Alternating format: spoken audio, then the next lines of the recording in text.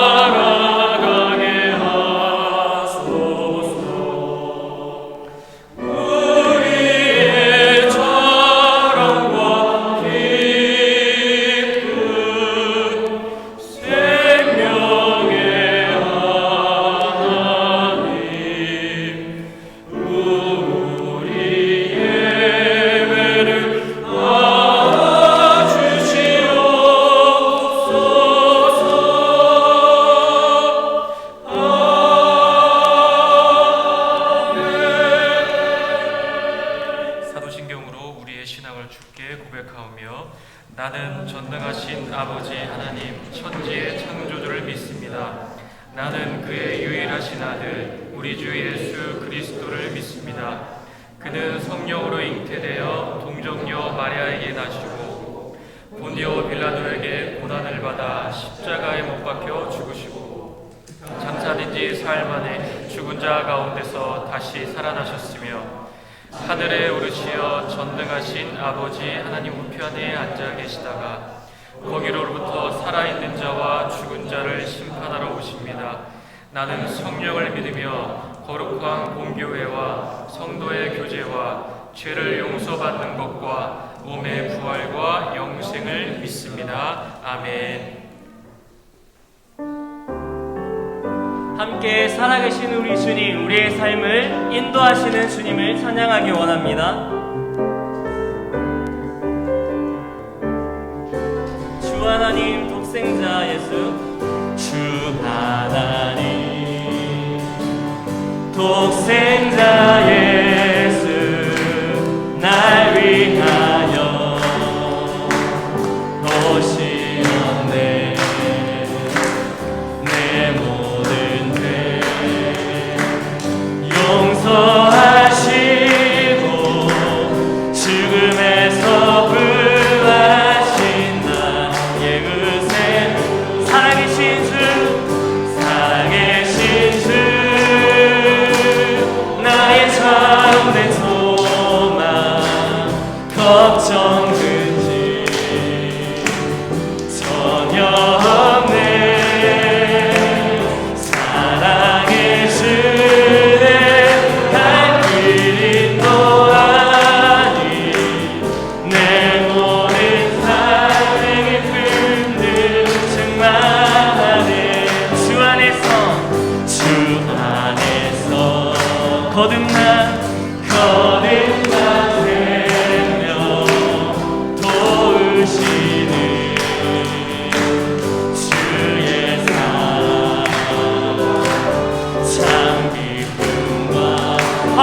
확신 가지고 예수님의 도심을 믿으며 살리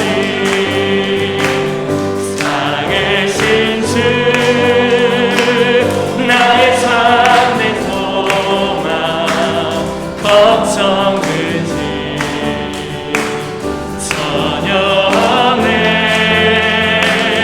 사랑의 주내 날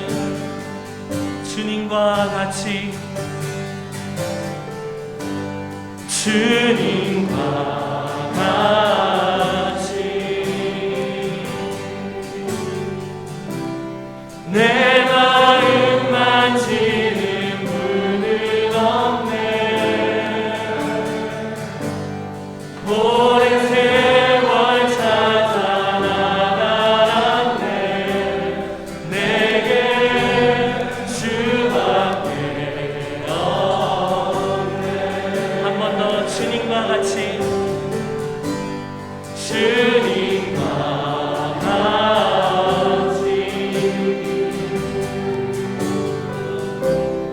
내 마음 만지는 분은 없네. 오랜 세월 찾아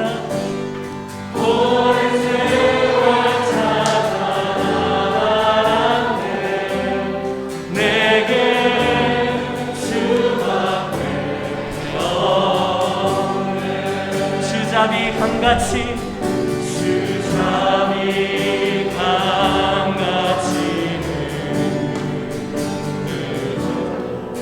주 손길 치료하네. 고통받는 자녀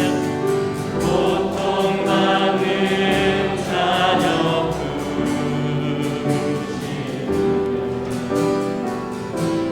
주밖에 없네. 주님과 같이 주님과 같이 주님과 같이 힘 만지는 분은 없네. 오랜 세월 찾아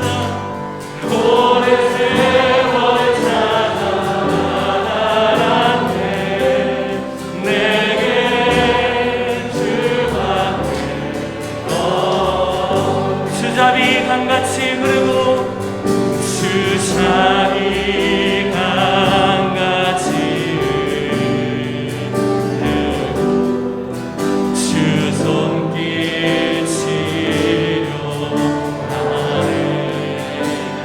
고통받는 자녀들 고통받는 자녀 부르시네. 예, 주밖에 없습니다. 주밖에 없네. 주님과 같이 주님과 같이 주님과 같이 분은 없네. 오랜 세월 찾아나갔네.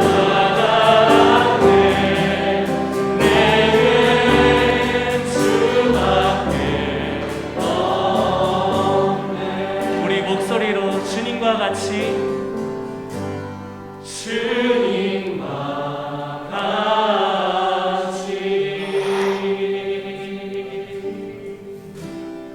내 마음 만지는 분은 없네. 오랜 세월 찾아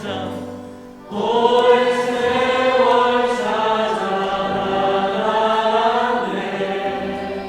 내게 주밖에 없네.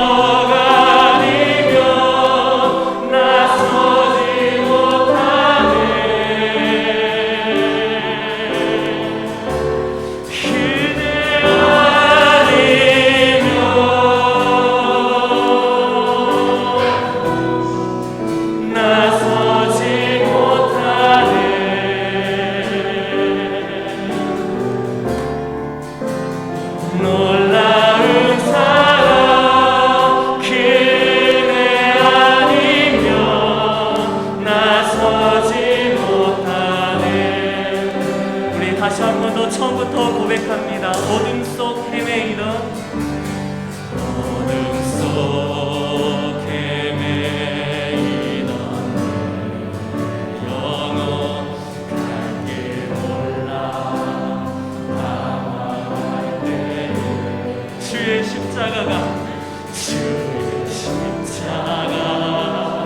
영광의 그 빛이 나를 향해 비추어주셨네. 종빛보다 더 붉은 내 주 그리스도의 피로 씻기어 완전한 사랑 주님의 은혜로 새 생명 주께 얻었네. 그대 아니면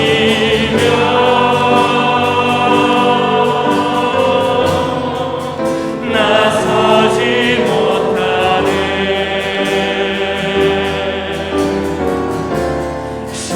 십자가의 그 사랑 능력 아니면 나서지 못하네.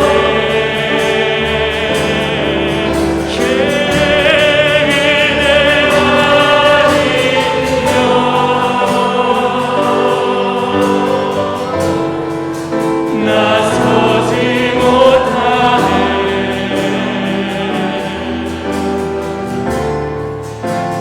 놀라운 사랑 그대 아니면 나서지 못하네. 우리 한 번 더 고백합니다. 은혜 아니면 그대 아니면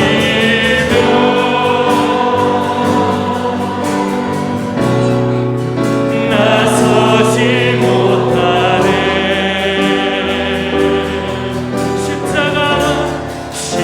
십자가의 그 사랑 능력 아니면 나서지 못하네. 그대 아니면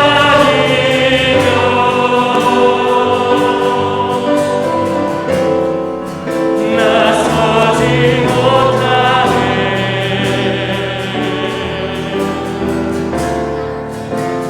놀라운 사랑 그대 아니면 나서지. 우리 이 시간 합심해서 기도하도록 하겠습니다. 오 주님, 주님의 은혜를 기억합니다. 하나님 아버지, 우리가 주님의 은혜 없이 설 수 없었던 존재들인데, 하나님 아버지, 우리의 갈 길을 몰라 헤매이던 자들이었는데 주님의 그 빛 아래로 초대하여 주시고 주님의 그 생명을 얻게 하시니 감사합니다.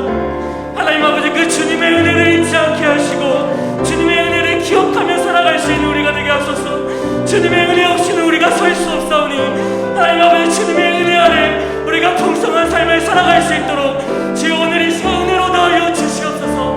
풍성한 은혜로 주님 부어주신 그때에 우리가 담대히 은혜 앞에 설 수 있도록, 은혜로 나아갈 수 있도록 우리의 삶을 붙들어 주시옵소서. 우리 함께 목소리 합쳐서 함께 기도하며 나아가겠습니다. 오 하나님 아버지, 주님의 은혜를 기억합니다.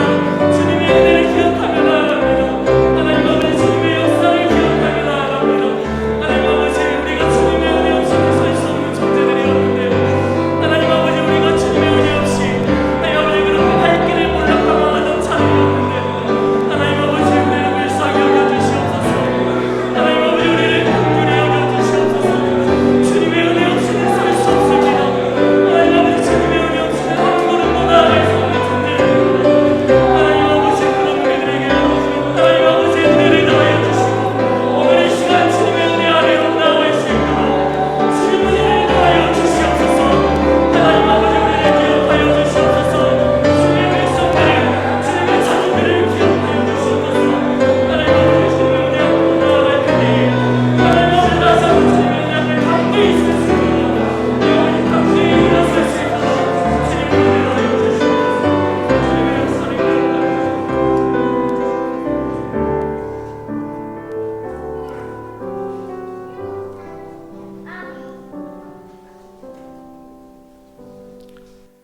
하나님 아버지, 청하신 천국잔치에 참여할 자격이 없는 자들이지만 오늘도 우리를 불쌍히 여기시고 사랑하셔서 아버지를 뵙고 예배하며 찬양 드릴 수 있는 영광스러운 이 자리로 불러주심을 감사합니다. 우리의 주홍같이 붉은 죄를 어린 양의 피로 깨끗이 씻어 희게 하여 주셔서 거룩한 천국잔치에 참여할 수 있도록 은혜를 베풀어 주옵소서. 지난주 말씀 속 천국잔치의 청함을 받았지만 잔치의 소중함을 알지도 못하고 준비되지도 못함으로 인해 잔치에 참여하지 못했던 사람들처럼 저희 또한 아버지께서 우리에게 베푸신 사랑의 크심과 의미들을 깨닫지 못해서 은혜의 보좌로 나아가지 못하는 어리석은 자는 아닌지 두려움을 하나님 앞에 고백합니다. 저희들을 궁일히 여겨 주시어서 아버지께서 베푸신 그 사랑의 깊이와 크심을 매 순간 깨달음으로 저희들이 기쁨과 감사로 우리가 처한 어떠한 상황 속에서도 그 사랑을 의지함으로 살아갈 수 있도록 하나님 우리에게 은혜를 베풀어 주옵소서. 작은 일에도 쉽게 넘어지고 실수하는 저희들을 교회라는 거룩한 공동체로 하나 되게 하시고 함께 자라게 하심을 감사드립니다. 더 넘치는 은혜를 베푸셔서 말씀과 기도를 쉬지 않는 열심과 하나님과 성도들을 향한 사랑의 헌신과 수고가 풍성한 교회가 되게 하여 주옵소서. 그래서 그리스도의 장성한 분량에까지 모두 함께 자라가고 그 은혜와 사랑, 세상에 보여줄 수 있는 공동체가 될 수 있도록 하나님 저희들에게 은혜를 내려 주옵소서. 이것을 위해 우리 가운데 세우신 김성천 목사님과 교육자분들께 차고 넘치는 은혜와 모든 것에 부족함이 없는 하나님의 사랑을 날마다 베풀어 주옵소서. 특별히 우리 가운데 병력함과 궁핍함으로 고통 중에 있는 지체와 가족들에게 아버지의 따뜻한 위로와 치유하심과 필요들을 채우시는 은혜들을 베풀어 주옵소서. 이제 저희들 아버지께서 주시는 은혜의 말씀을 듣고 나누는 귀한 시간을 가지고자 합니다. 말씀을 전하시는 목사님과 듣는 저희들에게 성령의 충만함을 주시어서 지혜의 말씀을 깨닫고 우리를 향한 아버지의 사랑과 뜻을 발견할 수 있는 귀한 은혜들을 내려 주옵소서. 오늘도 예배를 위해 수고하고 있는 모든 섬김과 또 헌신들 가운데 아버지의 은혜와 평강이 더하여 주시기를 간절히 바랍니다. 감사드리고 예수님 이름으로 기도드립니다.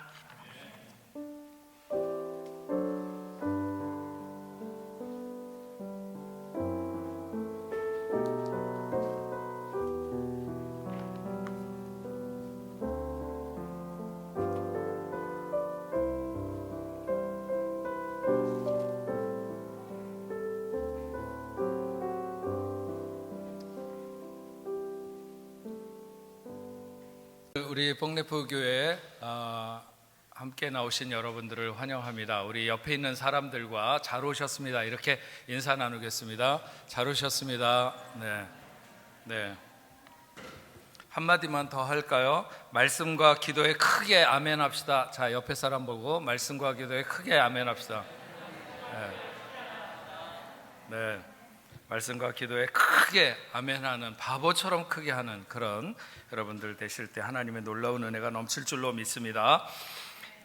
네, 센스 있는 사람은 그때도 아멘하죠. 네.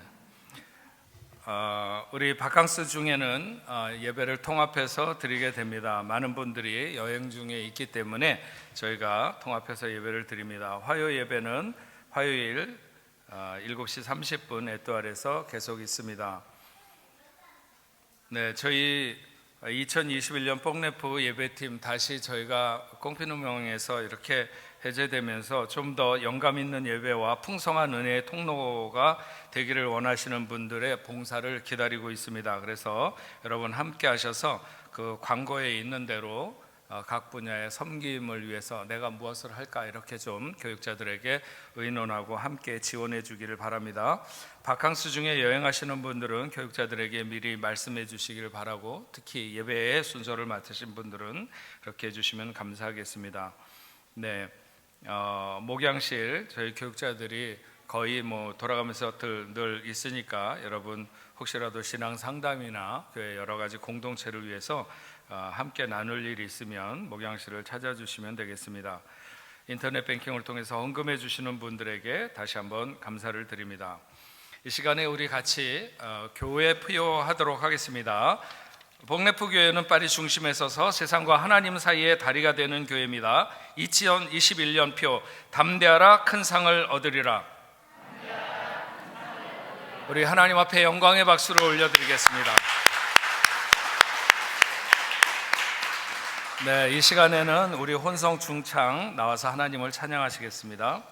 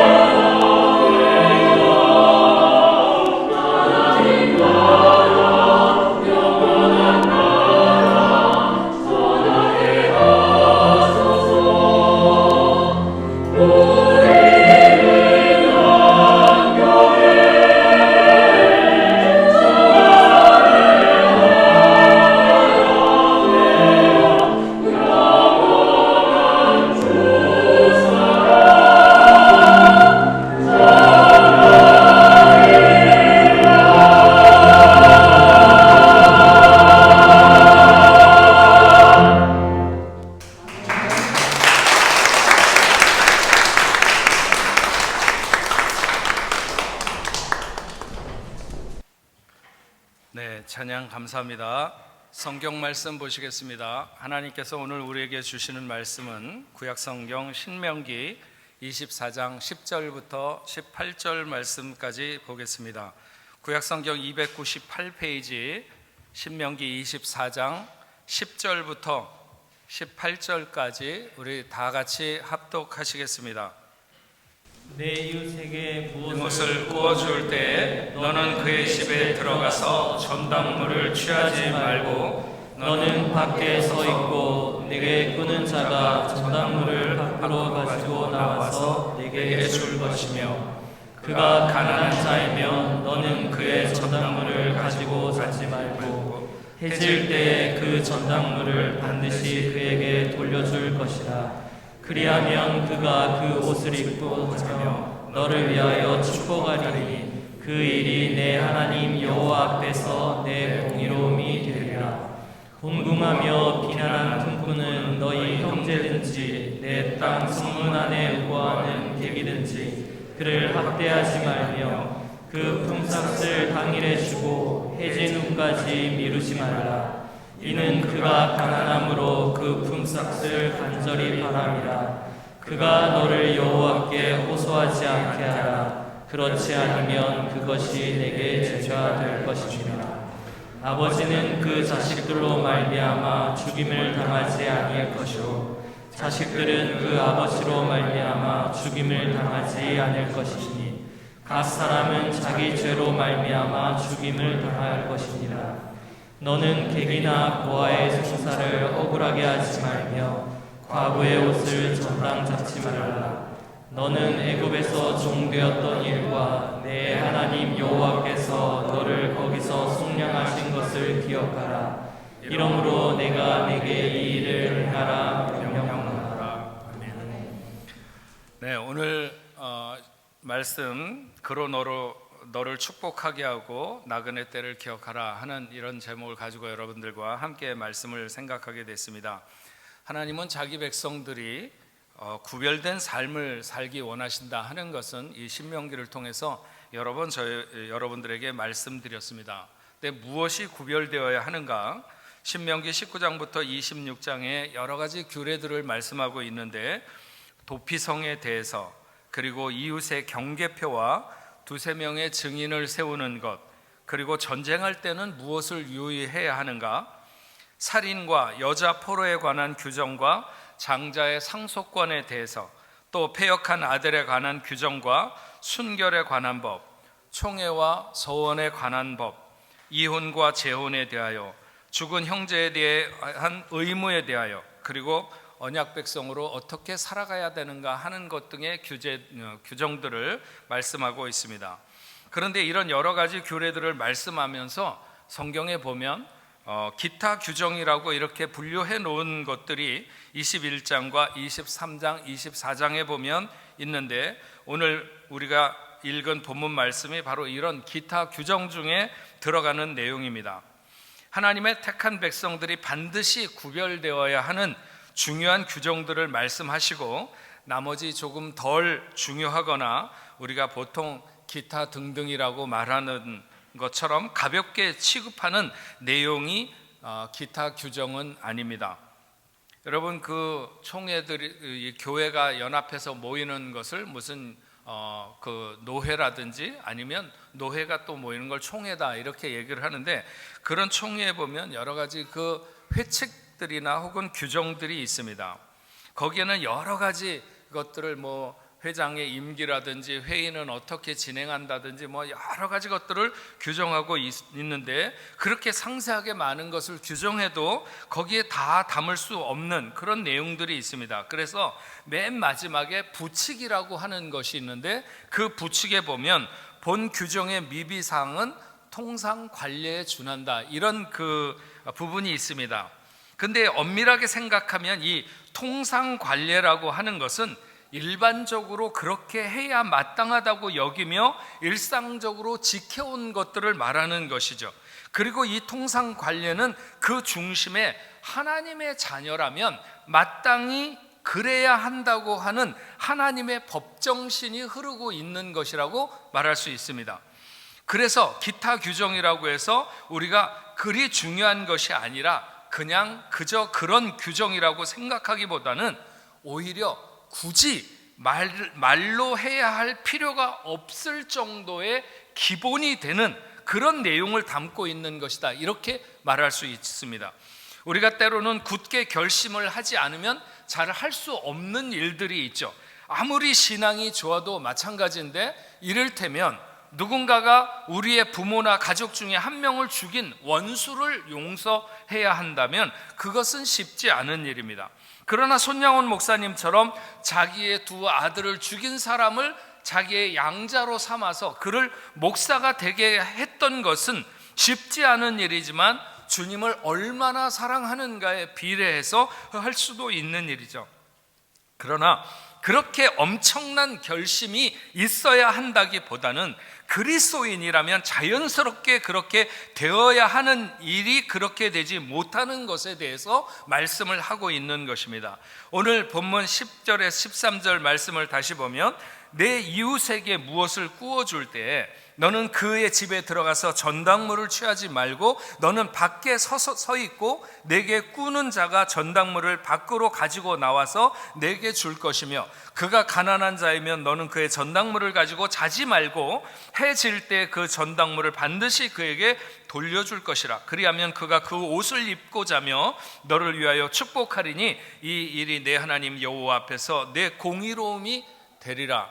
이렇게 말씀하고 있습니다. 내 이웃에게 무엇을 구워줄 때, 네가 누군가에게 네 이웃에게 무언가를 구워줄 때 그 집에 들어가서 네가 마음대로 어떤 것을 내가 이것을 담보로 해서 너에게 빌려주겠다 이렇게 하지 말고, 너는 그냥 밖에 서 있고 그 돈을 꾸고자 하는 자가 자기 집에 들어가서 적절한 것을 가지고 나와서 너에게 줄 때 그것을 받으라는 거죠.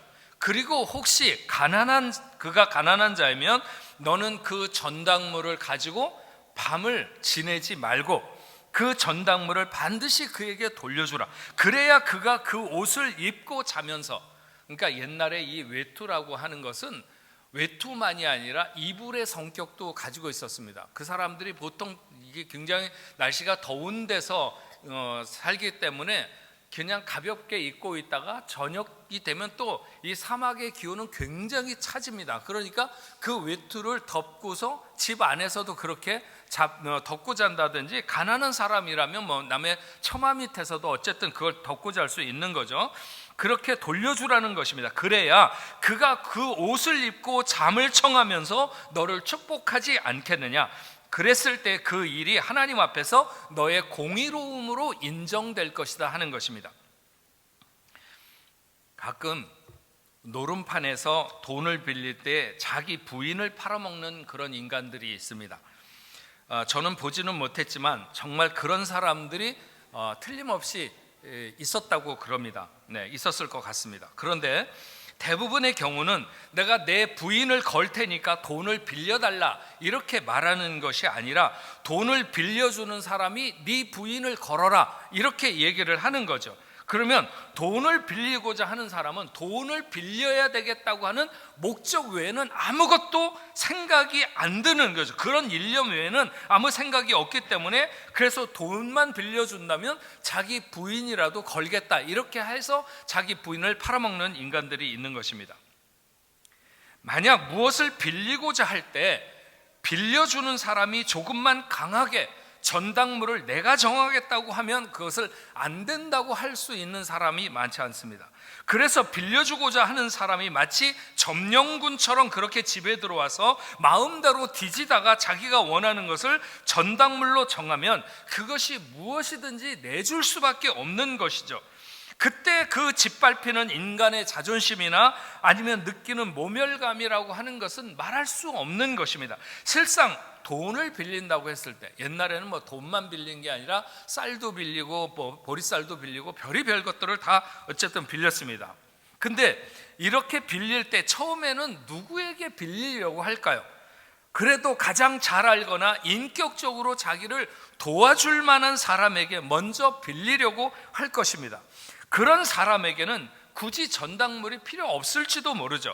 그런데 그런 사람에게 도저히 더 이상 이야기할 수 없을 정도로 이미 여러 번 했었을 수도 있고, 그런 정도로 어려운 경우에 어쩔 수 없이 내가 그것을 다시 갚아주는 순간에 원금과 이자를 더해서 주어야 되는 사채업자라든지 뭐 이런 사람, 비슷한 사람들에게 할 수밖에 없는 거죠. 그러면 꾸어주는 사람은 갑이 되고 그 꾸고자 하는 사람은 을이 되는데, 이 갑의 횡포와 강압적 태도가 얼마든지 드러날 수 있다고 하는 것입니다. 하지만 오늘 본문에서 내 이웃에게 무엇을 꾸어줄 때 이렇게 말합니다. 이웃이 무엇을 꾸어달라고 했을 때 왜 전당물을 네가 잡느냐라고 오늘 성경이 뭐라고 책망하고 있는 것이 아닙니다. 보다 정확하게 하기 위해서 그럴 수 있다 하더라도, 그러나 무엇을 꾸어줄 수 있는 입장에 있다고 해서 이웃의 인격을 부끄럽게 하거나 모욕을 주어서는 안 된다고 하는 것이죠. 돈이라고 하는 것이 돌고 돌아서 돈이라는 말이 있기는 하지만 항상 꾸기만 하고 또 누구는 항상 꾸어주기만 하는 것은 아닙니다. 때로는 꾸던 사람이 꾸어주는 사람이 되기도 하고 꾸어주던 사람이 꾸게도 되는 것입니다. 그래서 돈이 좀 있다고 해서 없는 사람의 인격을 쥐고 흔들어서는 안 된다고 하는 것입니다. 비록 꾸는 사람이 다급하고 무엇이라도 다 전당을 잡히려고 해도 그로하여금 그것을 선택해서 가지고 나올 수 있도록 그렇게 해야 되는 것이죠. 이건 안 된다. 뭐 어떤 사람이 돈을 빌려달라고 하면서 밥그릇을 하나 들고 나와가지고 이걸 전당물로 잡아달라, 그럴 수는 없는 거잖아요. 그건 아니고 이거는 안 되겠다 이렇게 할 수는 있겠지만, 네가 그 집에 들어가서 네 마음대로 골라가지고 나오지는 말아라. 그것은 인간의 기본적인 예의와 인간 존중을 못하는 태도인 거죠. 그렇게 살아서는 안 된다고 하는 것입니다. 제가 프랑스에 처음 와서 많이 놀란 것 중에 하나가, 제가 처음에 왔을 때 저기 오전에 그린이라고 하는 곳에서 살게 되었는데, 저녁이 되면 기차의 그 역에 역무원들이 다 퇴근을 하고 그냥 기차역을 그냥 개방해 놓습니다. 이렇게 열어놔요. 그래서 기차표를 살 수가 없는 거죠. 그래서 그 기차를 그냥 뭐 돈도 없는 김에 문도 열려 있겠다, 그래서 그냥 타고 이렇게 나오다가 그 꽁트롤 하는 사람에게 걸리게 되는 거죠. 그러면 이제 벌금 티켓을 받게 되는데, 혹시 여러분 받아보셨습니까? 네. 저는 안 받아봤다고는 말을 못하겠습니다. 뭐 그렇다고 받았다고도 하여튼 그런 과거가 있는데, 그때 보면 제가 참 재밌게 생각한 것은 그 사람들한테 우리 동네 기차역이 문이 닫혀 있었다, 그래서 내가 표를 살 수 없었어, 그래도 그 사람들 안 봐줍니다. 저녁에 나갈 일이 있으면 네가 미리 사두어야 된다는 거죠. 미리 사두어야 된다는 것이고, 그런데 제가 더 신기했던 것은 검표원들이 표가 없다고 하는 사람에게 미안하지만 신분증 좀 달라고 그럽니다. 그래서 신분증을 주면 고맙다고 받아서 벌금 티켓을 신분증을 보고 벌금 티켓을 끊습니다. 다 끊고 돌려주면 그것을 받는 사람은 받으면서 고맙다고 그러고 서로 그냥 헤어지게 됩니다. 그래서 저는 처음에 이 고맙다고 맥시라고 하는 말이 고맙다 감사하다는 말 말고 무슨 다른 뜻이 또 있는 줄 알았어요. 그게 뭐가 고맙습니까? 벌금 딱지 끊어가지고 지금 열이 받아 있는데 그걸 받으면서 고맙다고 그러고 무의식적이겠죠. 뭐 하여튼 그렇게 하는데, 그런 것을 보다가 그런 생활을 하다가 한국을 제가 갔는데 어떤 광경을 보고 너무 화가 났었습니다. 그것은 어떤 아주머니가 딸을 데리고 지하철에서 나오다가 이렇게 이제 그 지하철 이거 들어간 그 밑으로 이렇게 애한테 나가라고 그랬는데, 걔가 나오고 나서 바로 거기 역무원이 지키고 있다, 이제 그 사람을 잡은 거죠. 그 아주머니하고 딸하고를 잡았는데, 그 역무원이 그 아주머니한테 뭐 얘 아줌마가 정신이 있느니 없느니 막 그러면서 막 야단을 치는 거예요. 그러니까 이 아주머니는 거의 그냥 죽었다고 생각하듯이 그렇게 막 미안하다고 막 그러면서 그러고 있는 것을 보는데, 저는 그런 생각이 드는 거예요. 아니 그냥 잘못했으면 어떻게 처리해야 되는가 하는 그 법을 따라서 벌금을 물리든지 그렇게 처리를 하면 될 텐데, 그 많은 사람들이 오고 가고 있는 그 자리에서 그렇게 고압적인 자세로 자기보다 더 나이가 많은 것 같은 아주머니에게를 몰아붙이는 그런 모습을 보면서 한편으로 굉장히 화도 나고, 이래서 이곳이 아직 내가 살고 있는 프랑스보다 후진국인가 보다, 이런 생각이 들었었습니다. 조금 더 돈이 있다고, 조금 더 권력이 있다고 함부로 남의 인격을 모욕하거나 자기 마음대로 휘둘르려고 하는 것은 안 된다는 것이죠. 본래 이스라엘 백성들은 동족에게 무엇을 구워 주었을 때 이자를 받을 수 없도록 규정하고 있습니다. 다만 담보물 혹 저당물을 요구할 수 있지만, 그렇다고 해서 채권자가 채무자의 집에 들어가서 지 마음대로 담보물을 잡아서는 안 되는 것입니다. 특히나 그가 가난한 자에게 만약 채권자가 채무자의 생계에 영향을 주는 것들, 그래서 오늘 앞부분에 보면 맷돌을 가져간다거나 맷돌을 한 짝 윗짝만 가져간다거나 이런 것도 안 됩니다. 왜냐하면 그 맷돌은 필수적이니까, 뭔가를 이렇게 이삭을 갈아가지고 이렇게 먹어야 된다거나 뭐 하는 것에 필수적인데, 그걸 맷돌을 다 가져가 버린다든지 윗짝만 가져간다든지 그러면 갈 수가 없는 거죠. 그래서 그건 안 된다. 혹은 잠잘 때 덮고 자는 외투, 또 아니면 매일의 품삯, 뭐 이런 것을 담보로 잡아서는 안 된다는 것입니다. 그리고 비록 가난해서 어쩔 수 없이 남으로부터 빚을 내지 않으면 안 되는 처지라도 가정생활과 인격에 침해당하지 않도록 그렇게 해야 된다고 하는 것입니다.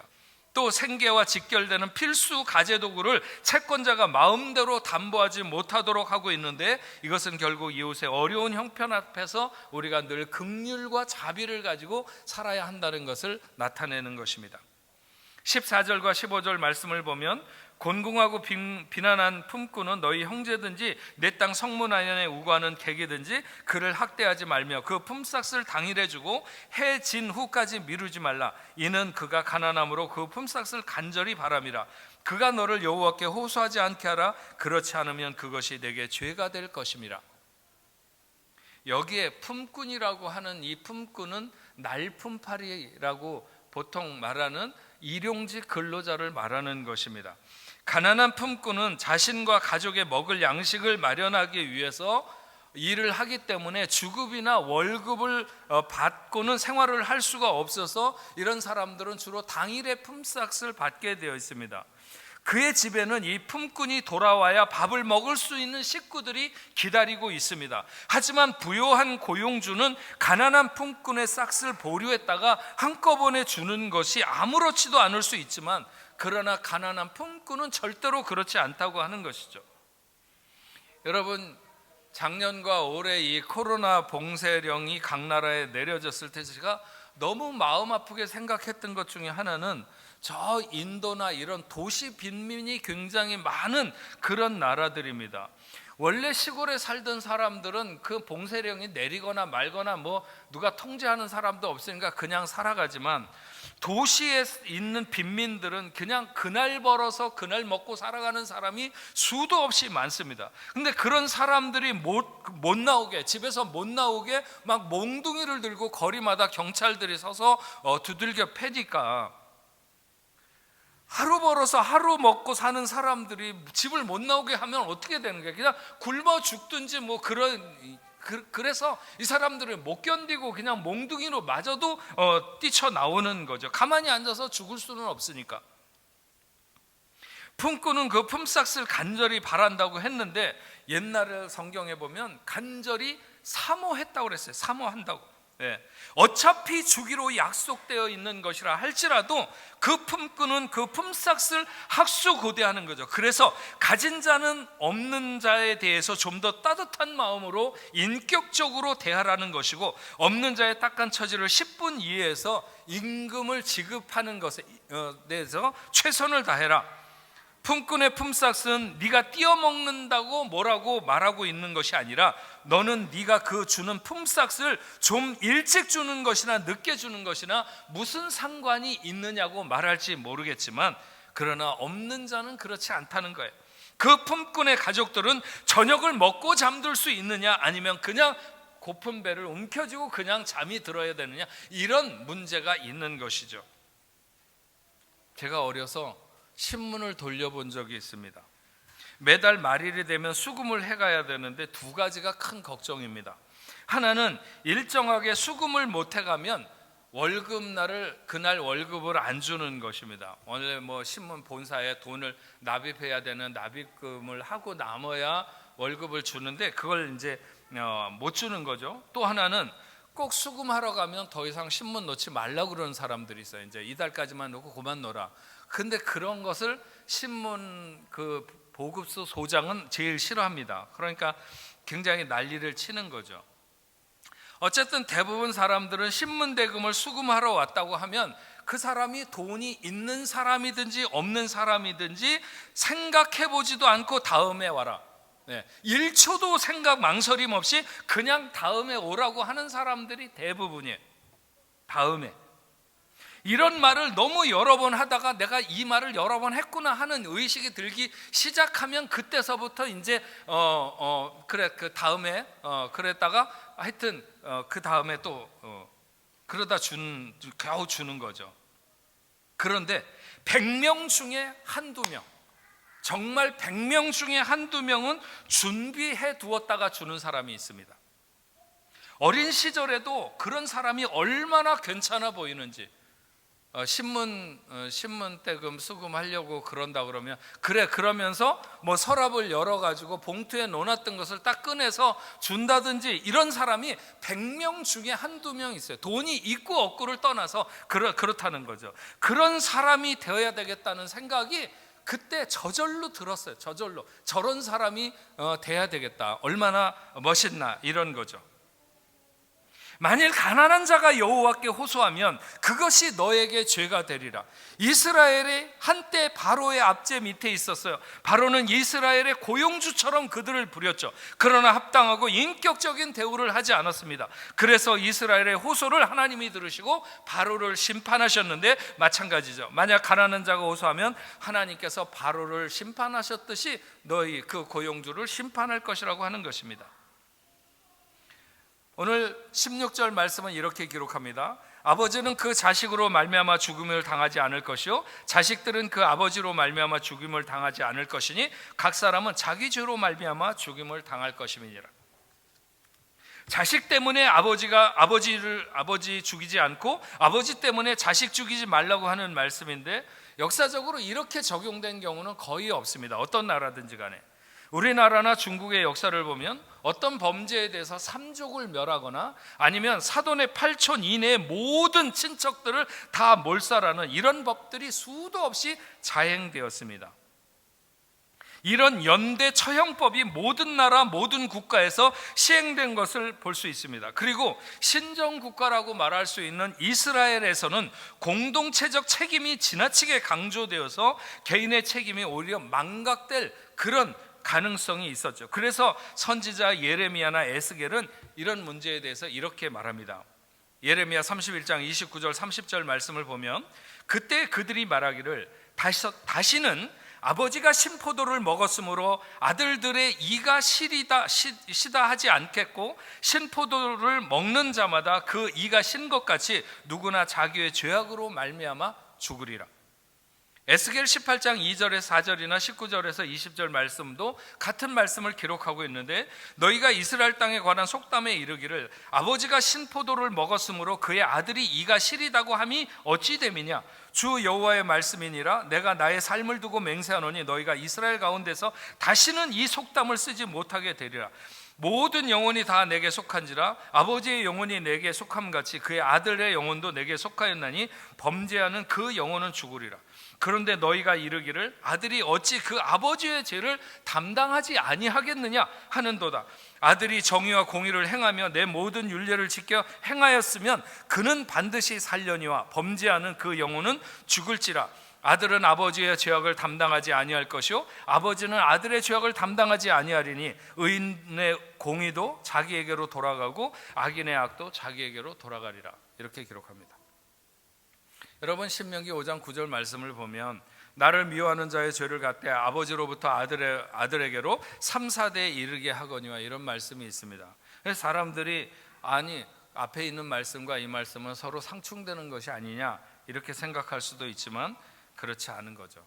오히려 말씀의 조화를 더 깊이를 위해서 기록하고 있는데, 곧 각자 자신의 죄에 대해서 스스로 책임을 지게 되지만 동시에 자식의 범죄는 불가피하게 그 아버지의 범죄에 영향을 받을 수밖에 없다고 하는 것입니다. 즉 범죄에 대한 각자의 책임은 법령하에 공적 처벌로 다스려집니다. 하지만 그 행위의 반향은 아버지가 행한 죄악이든지 아들이 행한 죄악이든지 그 죄악의 반향은 전 가족에게 미칠 수밖에 없는 것이 분명하다는 것이죠. 그러니까 너희는 어떻게 살아야 되겠느냐? 당연히 아버지의 범죄적 영향력이 그 아들에게 미치지 않아야 하고, 아들의 범죄적 영향력이 그 부모에게도 미치지 않아야 하는 것이죠. 자기 하나만 잘 살고 못 사는 문제가 아닌 것입니다. 어떤 범죄에 대한 처벌은 분명히 그 범죄자에게 포커스가 맞춰질 수밖에 없지만, 그러나 악한 영향력이 미쳐지는 그런 삶이 아니라 우리는 선한 영향력을 미치는 그런 삶을 살아야 한다는 것입니다. 17절과 18절 말씀을 보면, 너는 객이나 고아의 송사를 억울하게 하지 말며 과부의 옷을 전당 잡지 말라. 너는 애굽에서 종되었던 일과 내 하나님 여호와께서 너를 거기서 속량하신 것을 기억하라. 그러므로 내가 내게 이 일을 행하라 명령하노라. 여러분, 나그네와 고아와 과부는 성경에 나오는 대표적인 약자들로 모든 약자들을 대표합니다. 사회적으로 내세우거나 의지할 만한 것이 없고 자기의 권리를 주장할 수도 없는 그런 사람들이죠. 그래서 종종 사회로부터 소외당하거나 무시당하거나 이유 없이 학대당하기도 합니다. 제가 어렸을 때 우리나라에서는 삼청교육대라는 것이 있어요. 그 삼청교육대가 원래는 이제 무슨 불량배들이나 이런 사람들을 잡아다가 교화한다고 그랬지만, 조금 옷을 꼬질꼬질하게 입고 돌아다니다가는 잘못하면 어느 지도새도 모르게 끌려가가지고 그 삼청교육대 가서 교육을 받고, 뭐 거기 가서 죽은 사람도 많고, 어쨌든 그렇게 끌려가고 그런 거죠. 없다고 하는 것 때문에 무시당할 수 있고 학대당할 수 있는 그런 대상이 되기도 했다는 것입니다. 오늘 말씀은 그런 행동을 엄격히 금하고 있을 뿐만 아니라 도리어 그들의 권익을 보다 적극적으로 옹호할 수 있도록 촉구하고 있습니다. 약자에 대한 보호와 사랑은 모든 율법의 중심에 흐르고 있는 가장 중요한 관심이죠. 사람들은 흔히 세력이 있는 사람 앞에서는 예의도 지키고 행실도 조심합니다. 그러나 외로운 나그네와 고아와 과부 앞에서는 정말 아나무인으로 행동하려고 하는 이런 사람들이 있죠. 하지만 우리 신앙의 진실성은 이런 사람들을 어떻게 대하는가, 바로 거기서 드러난다고 하는 것입니다. 하나님 앞에서 정결하고 더러움이 없는 경건은 고아와 과부와 그 환난 중에 돌보고 또 자기를 지켜 세속에 물들지 않는 그런 사라고 야고보서 1장 27절은 말씀하고 있습니다. 오늘 우리가 읽은 말씀 다음에도 그런 말씀이 나오죠. 밭에서 곡식단을 베다가 만약 한 단을 네가 잃어버리고 그냥 집에 왔거든, 그것을 가지러 돌아가지 말고 올리브 나무, 그러니까 감람나무 열매를 털다가 다 안 털어졌다 할지라도 그것을 한 번 털고 또 털려고 하지 말고, 포도를 따다가 한 번 땄으면 그만 따지 거기에 또 남아있을까 봐 또 살펴봐서 완전히 그냥 싹쓸이 하지 말고 적당하게 흘려주어서 남겨주어 이삭을 주우러 간 사람들이 가져갈 것이 있도록 해라. 이렇게 말씀하고 있는 것입니다. 약자들은 고마움을 입으면 자기들이 어떻게 고마움을 표시할 방법이 없기 때문에 하나님에게 이 사람이 복을 받게 해달라고 비는 게 전부일 수 있습니다. 하지만 하나님은 바로 그 사람들의 마음을 받으시고 그들에게 은총을 베푼 자에게 하나님은 은혜 주시기를 마다하지 않는다고 하는 것이죠. 악착같이 긁어 모아서 부자가 되어야 되겠다는 사람들이 있습니다. 들어오기만 하면 무조건 안 나가게 해서 부자가 돼야지 하는 사람들도 있을 수 있습니다. 그렇게 하면 부자가 될지도 모릅니다. 그러나 그런 부자는 행복하지도 않고 매우 허약한 부자라고 말할 수밖에 없습니다.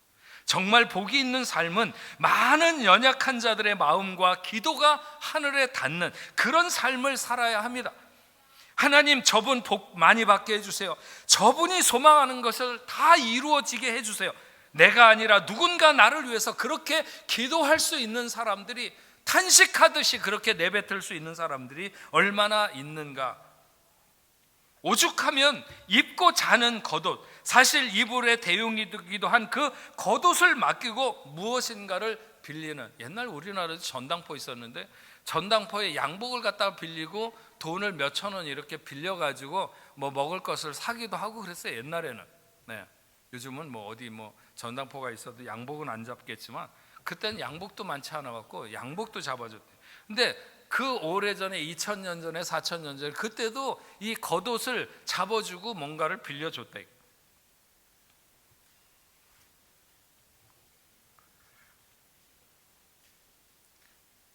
그러나 그렇게 빌려가지고 생각만큼 신속하게 갚아줄 수 없어서 그 유대의 낮에는 덥고 밤에는 그냥 뼛속까지 그 시린 그 추위를 떨면서 온 밤을 그냥 지내야 되는데, 그 겉옷을 가져갔던 사람이 일단 덮고 잘 수 있도록 그에게 다시 돌려주면 그 고마운 사람을 위해서 하나님, 저 사람에게 은총을 베푸소서.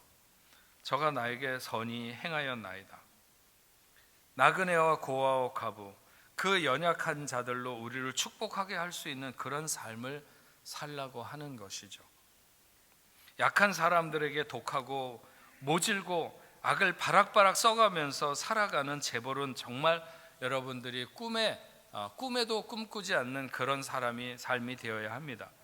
내가 좀 더 넉넉할 수 있기를 바라는 것은 바로 좀 더 많은 사람들에게 나누고 혜택이 돌아갈 수 있도록 하기 위해서 내가 그런 삶을 구해야 되는 것이죠. 구제 많이 하고 착한 일 많이 한다고 해서 구원받는 것은 아닙니다. 다만 구원받는 그리스도인은 마땅히 그런 삶의 자세를 가져야 하는 것이죠. 하나님의 통치가 우리를 통해 이 땅에 실현되어야 합니다. 그래서 출애굽을 경험한 자, 하나님의 구원을 경험한 자는 하나님의 마음으로 세상을 살아야 하는 것입니다. 타인의 행복과 구원을 위해서 기꺼이 봉사하고 희생하고 섬김의 삶이 되어야 하는 것이죠. 이스라엘 백성들에게 애굽의 나그네 때를 기억하라고 했어요.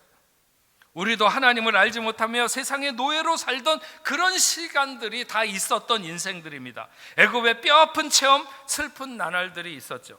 그날을 기억하고 잊지 않는다면 우리는 세상의 수많은 가난한 자들과 약한 자들에게 좀 더 넉넉하고 따뜻하고 사랑이 풍성해서 그들로 우리를 축복하게 하고, 우리는 나그네 때를 잊지 않고 삶의 경계로 삼으며 오늘 그리스도인의 길을 가야 된다, 그런 것입니다.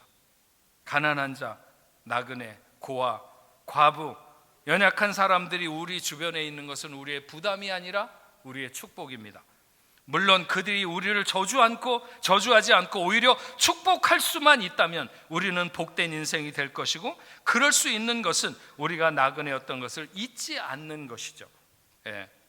우리는 기본이 넉넉하고 따뜻하고 약자에게 위로가 되는 그런 그리스도인이 되어야 된다는 사실을 잊지 말아야 합니다. 한마디로 말하면 예수님의 성품이 나의 인격이 되고 성령님의 권능이 나의 능력이 되기를 원하는 그런 삶을 우리가 소망하고 나가야 될 줄로 믿습니다. 이런 삶을 하나님 원하고 바라고 기도합니다. 우리 같이 찬양하겠습니다.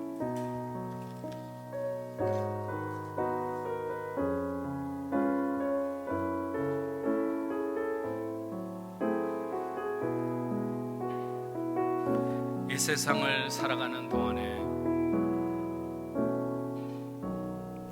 이 세상을 살아가는 동안에 나의 힘을 의지할 수 없으니 기도하고 낙심하지 말 것은 주께서 소망이 되시리라. 하나님의 꿈이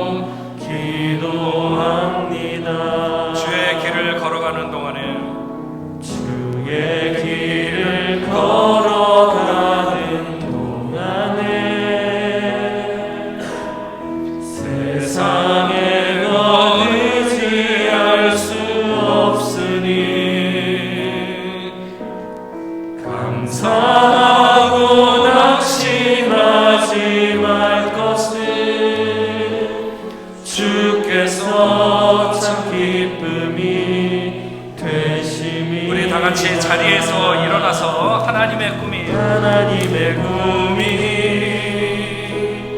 나의 비전이 되고 예수님의 성품이 나의 인격이 되고 성령님의 권능이 나의 능력이 되길 원하고 바라고 기도합니다. 하나님의 꿈이 다시 한 번만 찬양해 드리겠습니다. 하나님의 꿈이 나의 비전이 되고 예수님의 성품이 나의 인격이 되고 성령님의 권능이 나의 능력이 되길 원하고 바라고 기도합니다.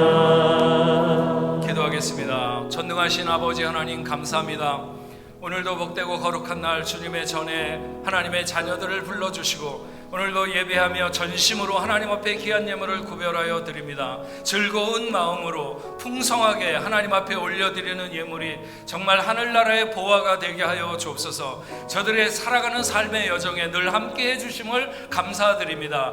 이 시대가 어렵고 불안하고 흔들리지만 그럼에도 불구하고 믿는 사람들, 특별히 복락포교회 모든 성도들의 가는 길을 인도하여 주셔서 선한 목자가 되시고 능력의 주가 되어 주셔서 저들의 삶을 이끌어 주심을 감사드립니다. 믿음의 사람들이 경영하는 사업과 가정과 직장과 하는 모든 일들, 학업에도 하나님 함께 해주시고 인도해 주심을 감사드립니다. 아버지 하나님, 저들이 생활 속에서 얻은 모든 것을 가지고 하나님 앞에 구별하여 11조로 감사 예물로 선교 헌금으로 주일 헌금으로 여러 가지 목적을 가지고 하나님 앞에 올려드리는 이 예물들을 통해서 죽어가는 영혼들이 살아나며 우리 교회가 감당해야 되는 사명을 이 땅에서 잘 감당할 수 있도록 하나님 역사하여 주시옵기만을 간절히 바라옵고 원합니다. 저들이 흩어지는 삶의 현장에서 주님 함께하여 주시옵시고 하나님의 능력이 저들에게 임할 때 탁월한 하나님의 자녀들이 될 수 있도록 주님 도와 주시옵소서. 아버지 하나님, 우리가 더불어 함께 협력하며 교통하면서 하는 모든 선교지마다 하나님 역사하여 주시옵시고 하나님의 나라를 위해서 오늘도 선교지 일선에서 사역하고 있는 저 아프리카의 중동의 선교사님들, 이 유럽 땅에 흩어져서 사역하는 선교사님들 하나님 함께하여 주시옵시고 어려운 때에 낙심하지 아니하며 주만 의지하고 나갈 때 모든 상황을 이기고 열매 맺는 귀한 역사가 있도록 주님 도와 주시옵소서.